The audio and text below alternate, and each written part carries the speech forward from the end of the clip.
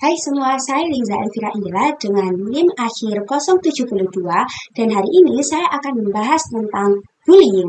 Apa sih itu bullying? Bullying adalah satu tindakan yang bertujuan untuk menakuti atau menyakiti orang lain. Pada anak-anak biasanya dilakukan terhadap anak-anak yang cenderung lemah, berbeda, atau bahkan penyendiri. Bullying sendiri paling sering terjadi pada masa sekolah, yaitu usia SD sampai usia SMA. Bullying bisa dilakukan oleh anak perempuan maupun laki-laki.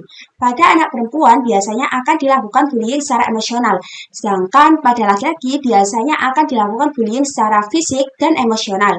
Ada juga yang namanya cyberbullying, yang mana cyberbullying ini bisa juga dilakukan oleh perempuan maupun laki-laki. Bullying sendiri adalah bentuk agresif yang terjadi berulang yang dilakukan oleh satu orang atau beberapa orang untuk mengintimidasi, melecehkan, atau menyakiti seseorang yang dianggap tidak mampu membela dirinya. Beberapa jenis bullying antara lain, yang pertama, fisik, yang menggunakan kontak fisik, yaitu ketika seseorang memukul, mendorong, menendang, atau menghancurkan barang-barang miliknya. Yang kedua, yaitu verbal. Bullying jenis verbal merupakan tindakan yang mengarah pada perkataan, yang melecehkan, komentar-komentar yang tidak pantas, yang bertujuan untuk menyakiti dan merendahkan orang lain. Yang ketiga, bullying secara psikologis dan sosial, termasuk menyebarkan rumor, membuat seseorang dikucilkan atau menjauhkan orang lain dari kelompok sosialnya. Yang keempat, dan yang paling sering ditemukan di zaman sekarang adalah cyberbullying, yaitu bullying yang menggunakan dunia maya. Biasanya lewat email, website, media sosial, hingga pesan-pesan singkat, atau bisa juga dengan posting video-video tentang orang tersebut yang bertujuan untuk menyakiti dan mengintimidasi orang itu. Baik, di sini saya akan menjelaskan tentang perundungan, bagaimana tata cara penanganan perundungan atau bullying di sekolah. Tantangan bullying atau perundungan sangatlah serius bagi guru serta siswa. Nah, di sini saya akan membangun tentang kesadaran bagi siswa, guru serta orang tua adanya efek bullying. Nah, dan kedua, menciptakan lingkungan yang aman dan nyaman. Maka dari itu, kita harus menciptakan lingkungan yang senyaman mungkin tanpa adanya bullying bagi siswa. Nah, yang ketiga, memberikan pendidikan karakter. Kita sebagai guru maka harus memberikan pendidikan karakter terhadap siswa agar tidak melakukan bullying tersebut. Yang keempat, melibatkan orang tua. Di sini bukan pihak guru saja yang memberikan pendidikan karakter, maka kita harus melibatkan orang tua agar anak tersebut tidak melakukan bullying terhadap siswanya. Dan yang kelima, menyediakan dukungan pendamping. Maka dari sini kita harus menyediakan dukungan pendamping bagi siswa itu agar siswa itu dapat didampingi oleh seseorang yang benar-benar memahami bullying. Nah, yang keenam, mengintegrasi teknologi pemantau edukasi. Dengan kemajuan zaman sekarang, maka sekolah dapat menggunakan aplikasi atau platform untuk memantau perilaku siswa. Tidak hanya di situ, maka kita akan melakukan dampak-dampak bagi korban. Dampak bagi korban bullying, maka yang pertama, masalah kesehatan mental. Korban yang kena bullying, maka mental tersebut akan terpengaruh atau cenderung merusak mental. Nah, yang kedua, penurunan prestasi akademik. Adanya bullying, maka siswa tersebut atau korban, maka prestasi akan menurun. Nah, yang ketiga, masalah kesehatan fisik. Akibat adanya bullying atau bagi siswa, maka mengakibatkan kesehatan fisik. Siswa itu akan lebih mengakibatkan stres dan fisiknya akan terganggu. Nah, yang keempat, isolasi sosial. Korban mungkin menarik diri dari pergaulannya atau berpisah, hidup sendiri terus, introvert. Nah, dampak bagi pelaku, masalah yang pertama, perilaku dan emosi. Pelaku perundungan berisiko mengalami gangguan emosi, emosi yang tidak terkontrol serta amarahnya lebih mengguncang. Nah, yang kedua, penyalahgunaan zat terlarang. Pelaku lebih menggunakan, mungkin melakukan narkoba, minum-minuman akibat adanya bullying. Masalah yang ketiga, masalah hukum atau kriminalitas. Terdapat kecenderungan bagi pelaku untuk terlibat dalam aktivitas kriminal masa dewasa. Nah, yang keempat, kesulitan dalam hubungan sosial. Perilaku akan sifat adanya bullying, maka orang tersebut akan susah melakukan hubungan sosial bagi orang lain. Dampak bagi sekolah dan warga sekolah lainnya. Yang pertama, lingkungan belajar.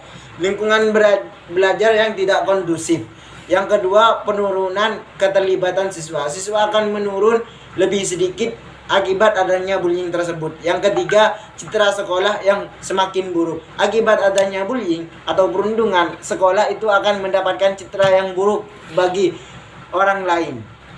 Nah, yang keempat, tantangan bagi tenaga pendidik. Guru dan staf sekolah mendapat kesulitan akibat adanya bullying. Seorang yang susah diatur.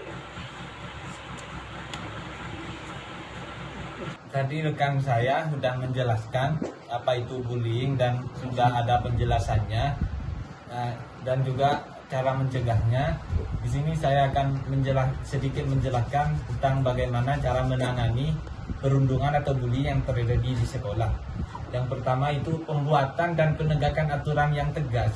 Ketika ada peraturan yang tegas, maka si pelaku bullying itu akan sedikit takut dan sehingga lama-lama akan terjadi pengurangan bullying. Yang kedua yaitu deteksi dini dan pemantauan. Nah, guru dan staf itu mengenali tanda-tanda perundungan dan mendorong siswa untuk melaporkan insiden tersebut. Pantau interaksi siswa baik di lingkungan sekolah maupun di media sosial. Yang selanjutnya yaitu dukungan bagi korban.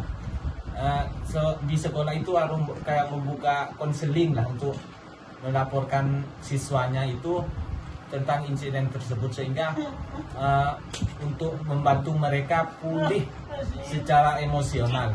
Yang selanjutnya yaitu pendekatan terhadap pelaku. Nah, guru maupun yang ada di sekolah tersebut harus melakukan pendekatan kepada si pelaku. Bagaimana cara pendekatannya sehingga pelaku tersebut akan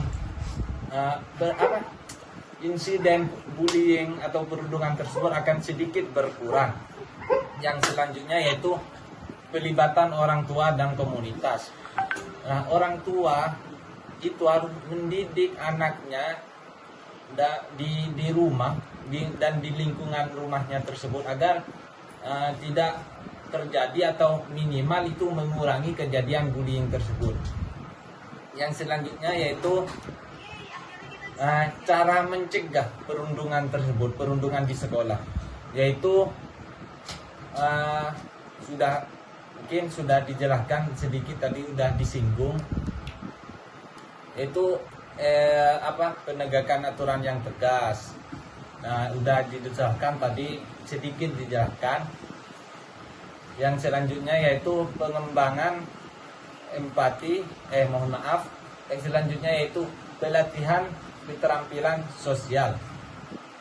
Nah, bantu siswa mengembangkan keterampilan sosial dan emosional seperti komunikasi efektif dan manajemen emosi untuk mencegah konflik yang dapat memicu perundungan atau bullying tersebut.